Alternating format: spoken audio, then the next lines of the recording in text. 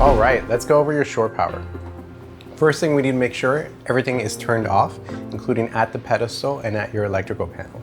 So let's go down to the electrical panel, make sure that everything's off before we get started. Okay, first here at your panel, we're gonna go and make sure that everything on the 230 volt side is in the off position. So we're gonna turn off our air conditioning and anything else that runs off that power. And lastly, we're gonna turn off the shore power breaker and make sure that that is also in the off position. All right, here at the pedestal, we're gonna make sure that the breaker is in the off position. All right, anytime you plug in your shore power, disconnect it, that breaker needs to be off before you do anything. Now that the breaker is in the off position, it's safe to go ahead and plug in your shore power. And then we can turn the breaker on.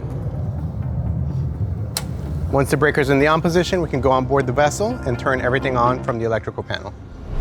All right, now we're back at the breaker panel. Everything is still in the off position.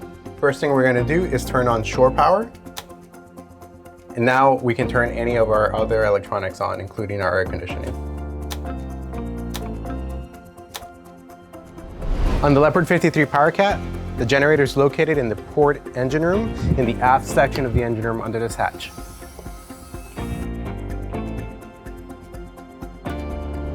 All right, let's go over the location of your battery switches. There's gonna be 5 in total. First is gonna be your house bank located here in the galley under the stove. The next 2 are gonna be located in the cabins. On the starboard side, we're gonna find your starboard engine battery. On the port side, we're gonna find the generator and port side engine battery. All right, in the port aft cabin, we're gonna go here in the closet. We're gonna find our generator and engine switch. Finally, if you guys decided to get a bow thruster with this vessel, you're gonna find 1 extra battery switch located in the port forward cabin in the bilge.